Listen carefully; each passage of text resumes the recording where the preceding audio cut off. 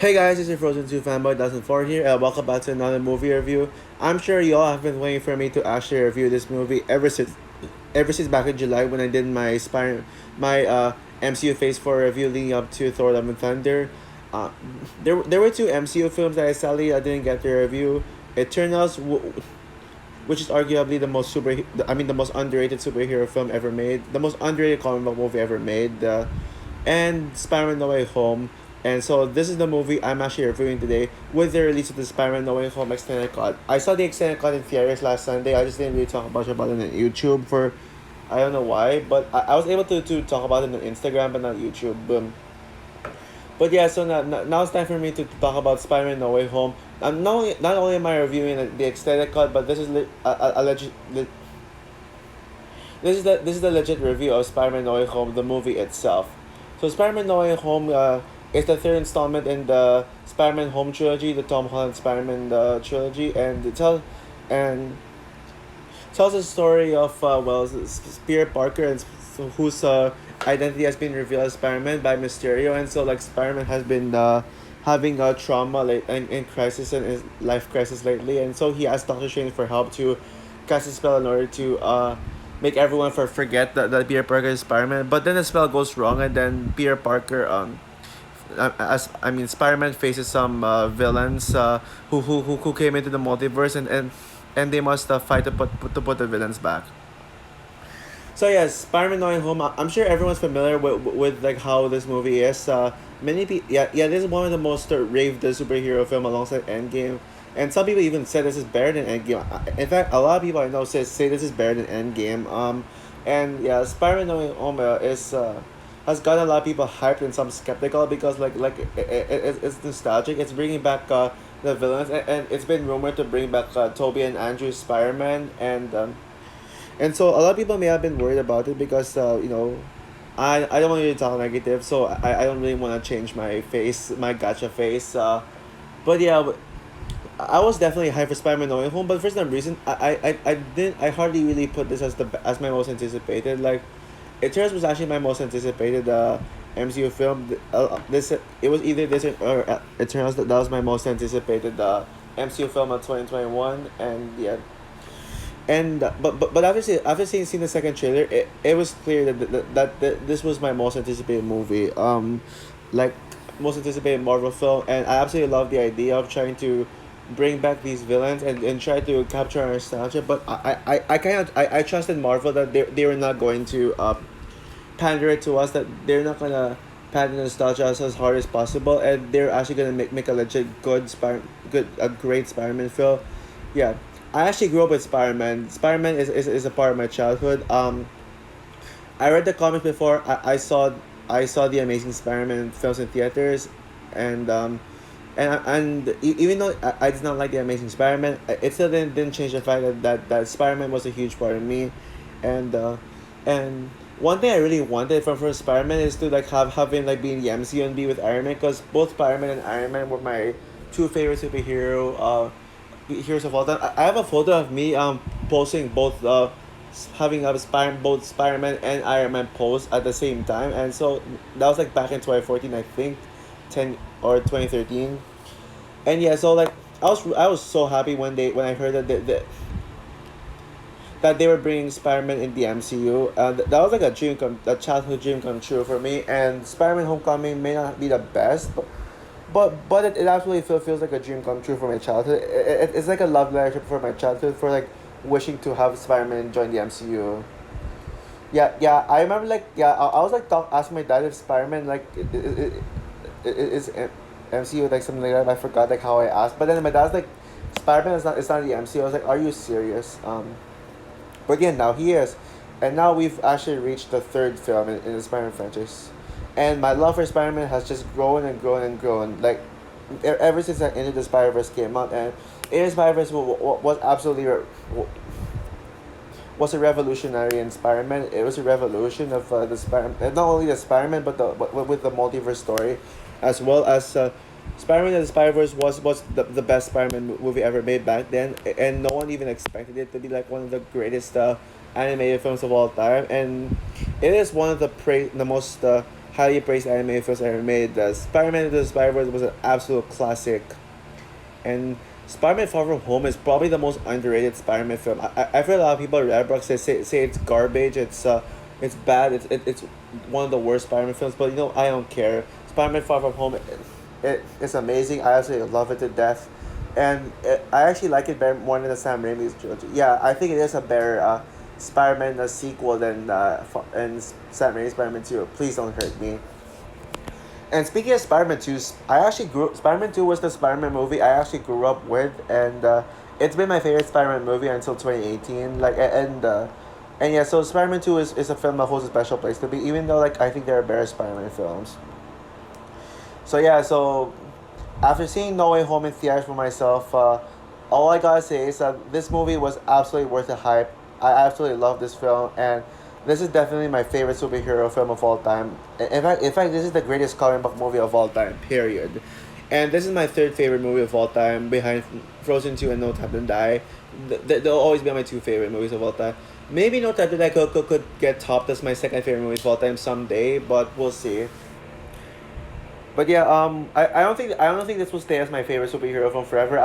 As we're getting Avengers Secret Wars in 2025, that I think Avengers Secret Wars has potential to top this as the best superhero film of all time.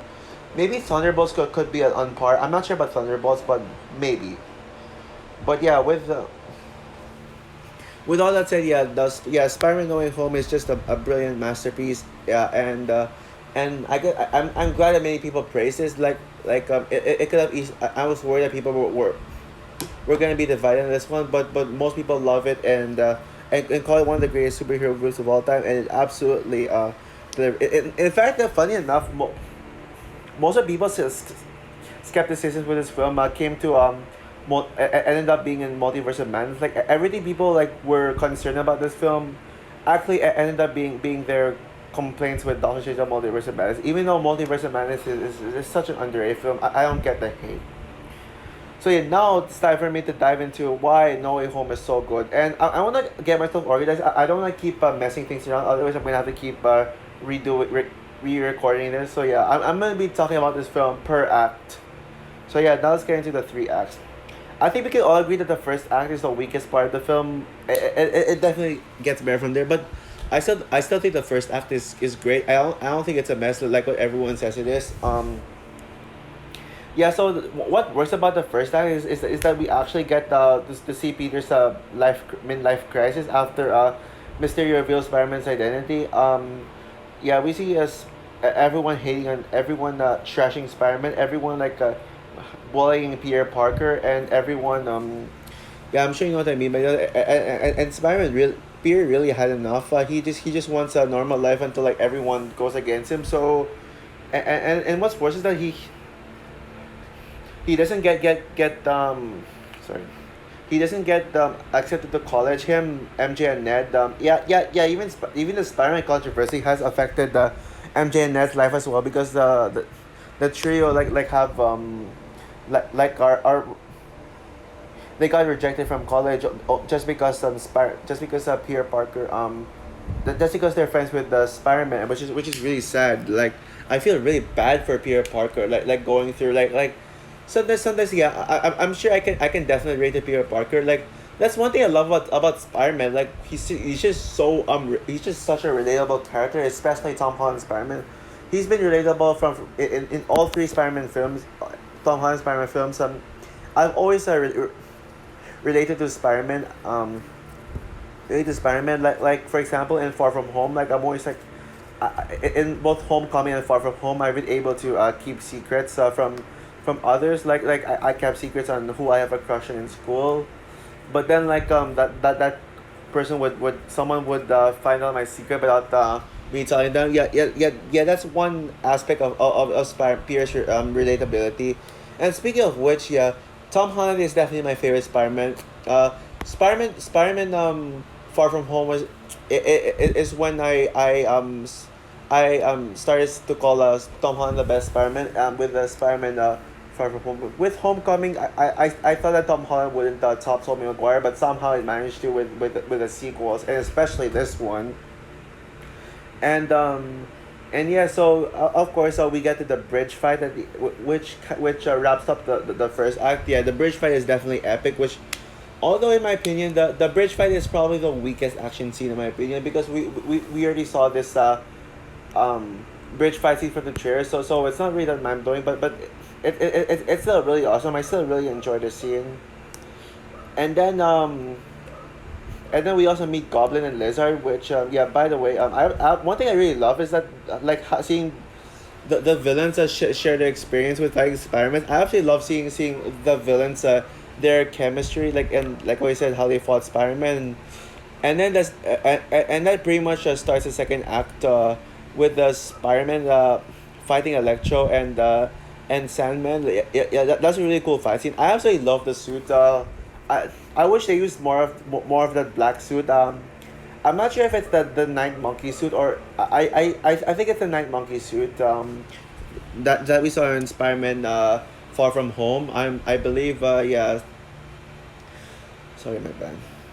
And yeah, so yeah, I really love the villains chemistry. And I think some of the villains that I didn't really like in the previous appearances, like Lizard and Sandman. Yeah, sorry, I think Sandman is the most overrated Spider-Man villain.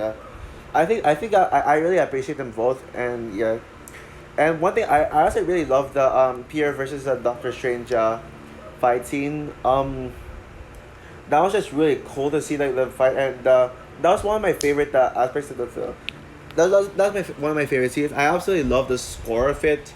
Yeah, I really love the score that makes Peter Parker yeah, I mean, oh, by the way, I forgot to mention in the first night, the part where Doctor Strange actually casts a spell. Since I cannot forget that, because it's one of the most important scenes in the film. So yeah, yeah, that scene is basically yeah, Peter Parker, like, wanting to like keep he kept on changing his spell, which led to all the villains coming to the multiverse. And I can totally see why, because this movie, like, has a message that actions have consequences. It absolutely, like, this movie absolutely has so much consequences to actions. And this is very much one thing that movies lack is actually consequences. Because when a movie has consequences, then that's what makes characters' actions so realistic. If a character that does something bad, something wrong, that gets him in trouble and then doesn't get in trouble, then that's not realistic at all. That's not realistic to life. I mean, of course, movies are meant to help make you escape from reality, but try to make it, like, as realistic as this. Yeah, I mean, like, unrealistic movies can still have realism in it, like this movie, for example. The condominium scene with Spider-Man and the villains hanging out is probably the weakest scene in the film. There's not really much that happens in that scene, but it's still pretty good. I mean, it's still fun, seeing the chemistry of the villains and Spider-Man. Like Spider-Man actually trusting them. I actually like that Spider-Man actually feels has sympathy for them. Like he doesn't want to kill them. He's because he's a very nice person. And then yeah, and you know what happens when Peter Parker trusted the villains? Yep, consequences happen. Green Goblin attacks Spider-Man, and Spider-Man and Green Goblin gets into this super brutal fight scene, which yeah, that's probably my second favorite action scene, second only to the final battle, which I'll definitely get to the final battle shortly. But yeah, yeah. I mean, that's like probably the darkest MCU fight scene. Maybe not as dark as the fight scenes of Doctor Strange, the Multiverse of Madness. But yeah, I absolutely love that fight scene between Spider-Man and Green Goblin. Yeah, yeah. They both give, like, really super awesome fights, like a fight scene. And not only was the consequence Green Goblin attacking like Spider-Man, the consequence, it also leads to Aunt May's death. Yeah, I mean, we knew that someone was going to die. I mean, we all I thought it was gonna be Happy Hogan. Like, sorry. The moment I thought that like Tom Holland said that, not really Tom Holland, but someone said that, like, someone was going to die in Spider-Man No Way Home, like Peter was gonna lose someone he really loved. I was, like, thinking, oh, maybe Happy Hogan, but it turns out it was Aunt May. And yeah, yeah, that was such a sad death. Yeah, yeah, that was very emotional as well. Seeing seeing Aunt May die, which made Spider-Man's life, like, midlife crisis even worse. And Spider-Man now is depressed. But then yeah, we get to like what is probably like one of the biggest highlights of the film. Toby and Andrew Spider-Man actually being his film. Yeah, it's been rumored for a long time that Spider-Man and like Toby and Andrew Spider-Man came. Yeah, I always like trusted Marvel rumors, which yeah, some of them may be disappoint, may disappoint, but I always get in touch with Marvel's rumors. So yeah, Toby and Andrew being in this film was a rumor I trusted, and some people are saying, ah, nah, they're actually not gonna be this film. But turns out they were actually in this film, and no, not only did they serve us pointless cameos to the film, but they actually did serve a purpose. They tried to help Spider-Man overcome May's death and actually fight the villains, and they were both, and both of them coming to the multiverse, coming like in actually started off the third act of the film, which yeah, the third act was easily the best part of the film.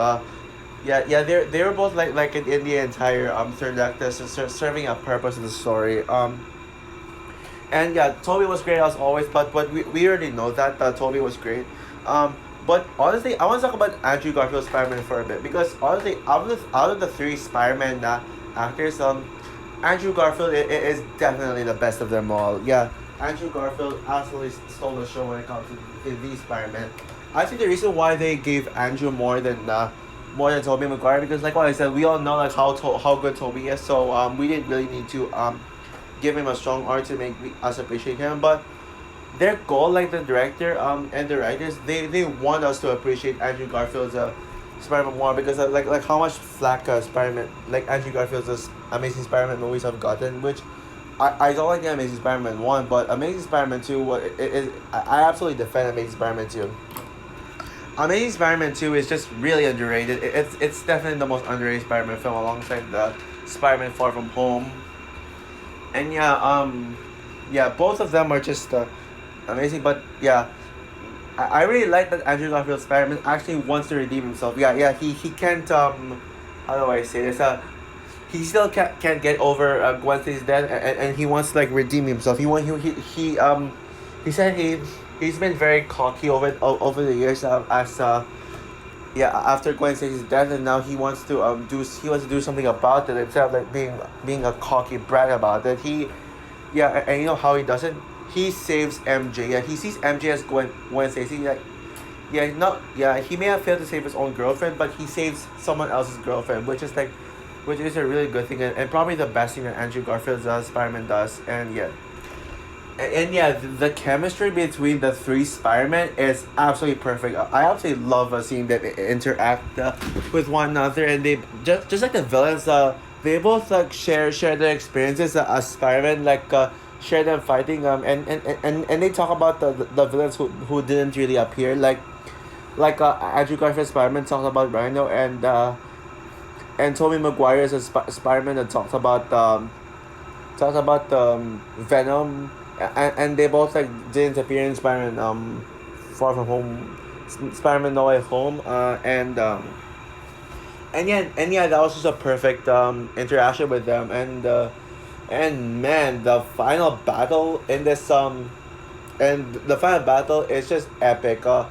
Now, yes, I do think Endgame and Infinity War had better final battles, but Spider-Man for No Way Home's final battle is absolutely close. Like seeing them like battle the villains is just epic, and maybe the best Spider-Man fight scene for me. It's just so epic, and I actually really love the CGI. I don't think the CGI is as bad as others make it out to be, and yeah, I absolutely love the CGI.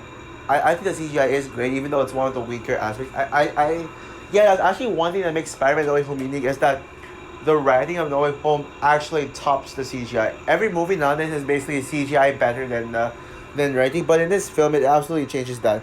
The writing is better than the CGI in this film. Yeah, and yeah, but even though the visuals aren't the best, they're still great, and I absolutely love the cinematography. The shots are amazing. My favorite shot my favorite shot, probably the best shot in this film, is when after Spider-Man loses Aunt May, he looks up to the news. I think it's in Times Square in New York. Yeah, he looks up at the billboard with J. Jonah Jameson talking about how much of a fraud a threat Spider-Man is, and while it's raining, he actually looks up. Yeah, that was such a gorgeous shot. Like one of the best shots, maybe the best, the most gorgeous shot I've seen in a comic book movie. Period. But yeah, on to the final battle. Yeah, the final battle, like, it's just yeah, awesome. And but honestly, yeah, but the final battle just gets better and better and better as Green Goblin, like, when Green Goblin storms in, yeah, the final battle gets even more extreme. Yeah, Green Goblin, yeah, it's just such a terrifying villain. Green Goblin is like one of the most iconic villains ever, and this movie absolutely shows it. And then yeah, we get the Spider-Man absolutely trying to murder Green Goblin for killing Aunt May. And yeah, like, that was brutal. Yeah, that's one thing I love about Spider-Man. But that's one thing I forgot to mention about No Way Home, is that it is dark. Spider-Man is meant to be a light-hearted, but it can also have dark aspect to it. Even though I hate the Amazing Spider-Man one, I appreciate it for trying to take a more dark and serious approach to Spider-Man. And it kind of worked for that, even though, like, it just ended up being boring in life. But Spider-Man No Way Home took the dark aspects and absolutely made it work. And I absolutely love that Tobey Maguire absolutely stopped Tom Holland when he was about to kill Green Goblin. And shows that it conveys a message that you have to be very sympathetic. And Tobey Maguire, I mean, no, I mean the message that that about, like, not taking revenge, not trying to kill others, just because they killed something you love. And Tobey Maguire says that message to Tom Holland Spider-Man without actually saying words. Yeah, but shows that words speak loud. That actions do speak louder than words. Like, he's not trying to shove this message down your throat to the audience. He lets Tom Holland Spider-Man figure it out for itself. Yeah, and then, yeah, all the villains get to return to the multiverse, but oh boy, it doesn't get better from there, because the ending is my favorite scene in the whole film. Yeah, so basically what happens in the ending, yeah, I'm sure you know what happens. Spider-Man's memory, like, Spider-Man asks Doctor Strange to erase everyone's memory, like, as to make up for the mistakes, to make up for screwing Doctor Strange's spell. He asked Doctor Strange to cast a spell that makes everyone forget who Peter is. So Peter, like, tries, instead of, like, people trying to forget he's Spider-Man, he wants to restart his life, which I think is like, it's never gotten better from there. I mean, it's just brilliant ideas, and and this, like, the ending is just so unique, because when the moment Doctor Strange erases the Spider-Man, like, erases a Peter's identity, like, I mean, he erases everyone knowing Peter Parker. That's when, like, Spider-Man absolutely restarts his identity. That is when we see the origin story of Peter Parker Spider-Man, without absolutely rehashing the Spider-Man origin story we know. Like, he gets bitten by a spider, and he goes Spider-Man, he gets bullied, and blah blah blah. We actually see, like, I mean, Peter Parker was already Spider-Man, but his memory was erased, so, like, he absolutely has to restart his life all over again, which Spider-Man 4 is probably gonna be, like, the soft origin story for Spider-Man, like, kind of the origin story, like, of the trying to make people know Spider-Man. We see Spider-Man in the cafe, and yeah, yeah, we see Spider-Man in the cafe, like, with MJ and Ned, and they both don't remember Peter Parker. Peter Parker still gets to talk to MJ, which makes MJ get suspicious. We don't know if MJ actually remembers Peter Parker Spider-Man, but some sources have confirmed that she does. But we'll see in yeah, we'll talk more about it later with Spider-Man 4. And yeah, and then after that, though, we get to what is quite possibly my favorite scene in the entire film period. The ending swing, the end swing. Yeah, the ending when Spider-Man swings. Yeah, swings at the end with such an epic score, which, yeah, a super epic score. And yes, Spider-Man just does, yeah, swing around New York. It's Christmas, and then, yeah, the final shots. That is probably the best Spider-Man swing we've ever gotten. Period. It's just so satisfying to see, like, Spider-Man free without actually trying to get into trouble.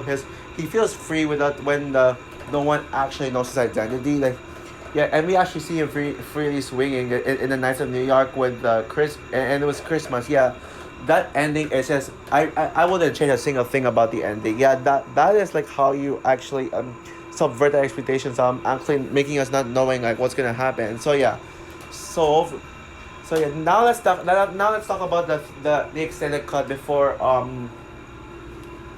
before I conclude this review. So yeah, the extended cut. I actually unpopular opinion. I actually prefer the extended cut over the actual movie because we actually get to see more. Even though like I wish maybe there could have been more to it, but I don't care. I still enjoy it more than the theatrical cut. Like I know many people are mad that they didn't include Tobey Maguire versus Green Goblin, but who cares? I mean, I'm still satisfied with what we got, and it makes the movie a bit better. So yeah, basically we get more Daredevil scenes which I'm glad to see a Daredevil cameo in this because Daredevil's amazing. I absolutely adore the Daredevil show. If you haven't seen Daredevil show, please go watch it. Yeah, so yeah, we we got the Daredevil cameo. We got more of Daredevil's scenes and also we get more Betty Brant scene. Betty Brant is they say some yeah, Betty Brant is the most underrated Spider-Man character in my opinion. Yeah, she really and she only got one scene in the theatrical cut. So I'm glad we got to see more Betty Brant and even the post credit scene like Betty Brant's post credit scene. Yeah, there's a new post credit scene that in the post credit scene was just amazing. Yeah, enough said. So yeah, oh yeah, also the one more thing I want to talk about my favorite character. I almost forgot to talk about my favorite character in this movie and quite possibly my favorite character and yeah I forgot to talk about my favorite character in this film and that is MJ. Yeah, I love MJ. Yeah, MJ is really MJ is a perfect girlfriend for Spider-Man. So yeah, I think both Peter Parker and MJ are quite are arguably the best Spider-Man couple ever. Like probably the best comic book couple ever and probably one of my absolute favorite couples ever alongside Peter Parker no alongside Kristoff and Anna from Frozen 2 and Lucas and Max from Stranger Things. Yeah, I mean yeah, I mean people say Peter and Gwen from The Amazing Spider-Man is the best couple, but I think Peter and MJ in these films absolutely steals it. Now yes, I do think there are two things that Far From Home does better in this. Yeah, Peter Parker and MJ's romance is better. I actually prefer MJ over Far From Home over Knowing Home. MJ's still my favorite character in Knowing Home, but I think she was a little better in Far From Home. And Mysterio is my favorite Spider-Man villain, even though even with all the with all the nostalgic of villains coming to in this film, I think Mysterio is still my favorite Spider-Man villain, and yeah, I just adore Mysterio. I'll talk more about that when I review Spider-Man Far From Home in the future. So overall, Spider-Man No Way Home is just a perfect movie. I don't think I'll change anything about it. Maybe besides the Venom post credit scene, maybe we could have had Venom actually be part of the Spider-Man villains. I wish we actually got Venom in this so and get him in better. But yeah, besides that, Spider-Man No Way Home is perfect and it's just an absolute masterpiece. It's a love letter to Spider-Man fans like me, who grew up with Spider-Man and. This is the greatest comic book movie of all time. I never thought that any comic book movie, any Spider-Man movie would top Into the Spider-Verse is my favorite, but somehow this one managed to do it. So yeah, it's perfect. It's the best comic movie, and yes, it is a bit better than Endgame. Even though this and Endgame are kind of on par with my favorite, Spider-Man No Way Home is just perfect. And this is my third favorite movie of all time. Yeah, No Time to Die is still my favorite movie 2021, but No Way Home is a very very teeny close second. So yeah, with that said, I'm gonna give Spider-Man No Way Home, of course, a 10 out of 10. Yeah, this is one of the longest reviews I have ever done, and I had so much fun telling about Spider-Man No Way Home. Yeah, love.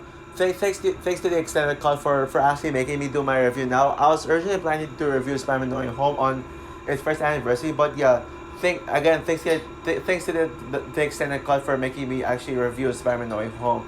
I saw Spider-Man No Way Home extended cut in 4D and yeah, I think it is perfect in 4D. Like especially when you feel Spider-Man's wings. Yeah, the shots. Definitely the best in my experience I've ever had. And if you consider this a 2022 movie, then it's definitely the best movie 2022. No contest. So yeah, what's your opinion on Spider-Man No Way Home? Comment down below, like, subscribe, hit the notification bell, and stay tuned for my rant on Sing 2. Oh, yeah, Sing 2, yeah. Yep, that's right. I'm gonna be ranting on Sing 2. My long awaited rant on Sing 2 is finally coming. So yeah, bye guys.